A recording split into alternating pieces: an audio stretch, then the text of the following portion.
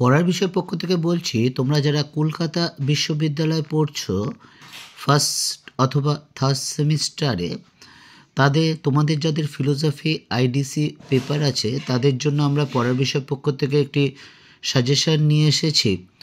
তোমরা জানো তোমাদের প্রথম 3টে সেমিস্টার অর্থাৎ ফার্স্ট, সেকেন্ড এবং থার্ড সেমিস্টারে একটি আইডিসি পেপার থাকবে এবং এই আইডিসি পেপারের সিলেবাস সবারই এক, অর্থাৎ পাস হোক, অনার্স হোক বা ফার্স্ট সেকেন্ড বা ফার্স্ট সেমিস্টার হোক বা সেকেন্ড সেমিস্টার বা থার্ড সেমিস্টার হোক, সিলেবাস একই।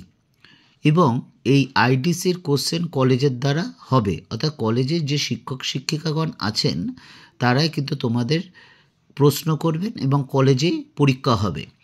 আমরা পরের বিষয় পক্ষ থেকে এই ফিলোসফি ফার্স্ট অথবা থার্ড সেমিস্টারে তোমাদের যাদের আইডিসি আছে তাদের জন্য আমরা পড়ার বিষয় পক্ষ থেকে সাজেশানটা নিয়ে এসেছি। ফিলোসফি যে সিলেবাসটা আছে সেই সিলেবাসটা হচ্ছে philosophy of piece and conflict resolution. এই আইডিসির নাম্বার পরীক্ষা হবে 50 নাম্বারের। দেখো, এই আইডিসি পরীক্ষা তোমাদের 50 নাম্বারের হবে, কিন্তু নাম্বার ডিভিশনটা বিভিন্ন কলেজে বিভিন্ন রকম একটু হতেই পারে। আমরা 3টে অপশন দিয়ে দেখিয়েছি। দেখো, প্রথম অপশনটা দেখো, 15 নম্বরের 2টো থাকবে, 4টে থাকবে 2টো লিখতে হবে, বা 10 নম্বরে 4টে থাকবে 2টো লিখতে হবে, 50 নাম্বার। অথবা 10 নম্বরে 6টা থাকবে 3টে লিখতে হবে, 30 নাম্বার। আর 5 নম্বরের 8টা থাকবে 4টে লিখতে হবে, 20 নাম্বার, টোটাল 50 নাম্বার।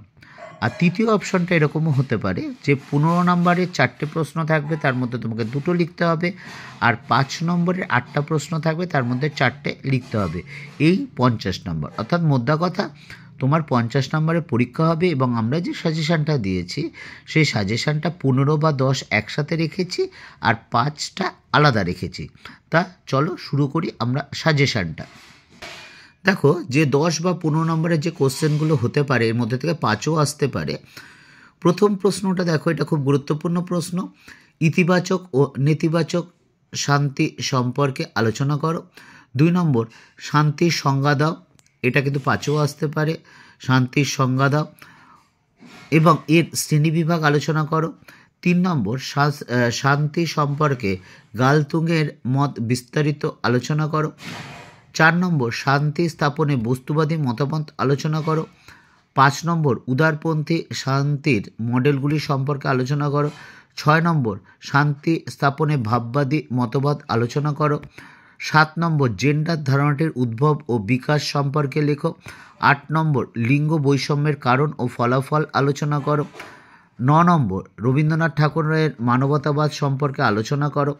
10 নম্বর, কান্টের চিরস্থায়ী শান্তির পূর্বসত্ত্ব ও প্রধান সত্যগুলি আলোচনা করো। এবং লাস্ট কোশ্চেন 11 নম্বর, কান্টের নৈতিকতা সম্পর্কে ধারণাটি আলোচনা করো। এই 11টি প্রশ্ন যদি তোমরা পড়ো, তোমরা যে কোনো কলকাতা বিশ্ববিদ্যালয়ের অধীনে যাদের ফিলোসফি আইডিসি আছে তারা কিন্তু অবশ্যই 2টো অবশ্যই কমন পাবে। অর্থাৎ 10 নম্বর বা 15 নম্বরের যে কোশ্চেনগুলো থাকবে এইগুলো করলে কিন্তু আশা করছি তোমরা কিন্তু অবশ্যই কমন পাবেই। এবার দেখো, ফিলোসফি আইডিসির যে 5 নম্বরের যে কোশ্চেনগুলো আছে সেগুলো আমরা একটু আলোচনা করি। প্রথম প্রশ্ন দেখো, টেকসই বা স্থিতিশীল শান্তি উদাহরণসহ আলোচনা করো। 2 নম্বর, শান্তির ধারণা সম্পর্কে আলোচনা করো। 3 নম্বর, শান্তির বিভিন্ন প্রকার অর্থ লেখো।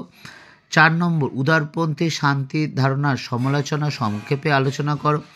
5 নম্বর, উদারপন্থী শান্তির কয়টি কাঠামো ও কী কী সংক্ষেপে আলোচনা করো। 6 নম্বর, সেক্স ও জেন্ডারের মধ্যে সম্পর্ক আলোচনা করো। 7 নম্বর, জেন্ডার সমতা বলতে কী বোঝো। তোমরা হয়তো নিশ্চয়ই জানো, আমরা পড়ার বিষয় পক্ষ থেকে বলেছিলাম এই চ্যানেলটা শুধু আমার একক নয়, আমরা বেশ কয়েকজন শিক্ষক শিক্ষিকা মিলে চ্যানেলটা করছি এবং তার মধ্যে অনেকে আছে কেরিয়ার ওরিয়েন্টেশন আর কেরিয়ার কাউন্সিলর আছে, যিনি সবচেয়ে সিনিয়র। তিনি প্রায় 36-37 বছর অভিজ্ঞতা সম্পন্ন। কাজে তোমাদের যদি মনে হয় তোমরা এই অনার্স পড়তে পড়তে বা পাস পড়তে পড়তে আর কি সাবজেক্ট বা কি ট্রেনিং নিলে বা কি পড়াশোনা করলে তোমাদের ভবিষ্যৎ চাকরি জীবনে সুবিধা হতে পারে, তোমরা যদি মনে করো আমাদের ডেসক্রিপশন বক্সে জানিও। আমরা অবশ্যই আমাদের যিনি কেরিয়ার কাউন্সিলর আছেন যারা, তাদের মাধ্যমে কিন্তু তোমাদের সমস্যার সমাধান চেষ্টা করব। এটা বলতে পারি 100% না পারলেও কিন্তু 99.99% অবশ্যই কিন্তু চেষ্টা করব এবং তোমাদের সমস্যার সমাধানও করতে পারবো আশা করি। কাজেই যদি মনে হয় আমাদের ডেসক্রিপশন বক্সে জানিও, এবং হয়তো কয়েকদিন দেরি হতে পারে, কিন্তু আমরা ঠিক রিপ্লাই দেব।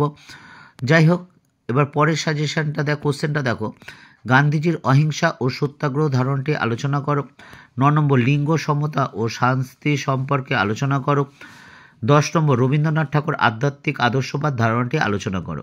এই লাস্টের কোশ্চেনটা কিন্তু 10 নম্বরেও আসতে পারে।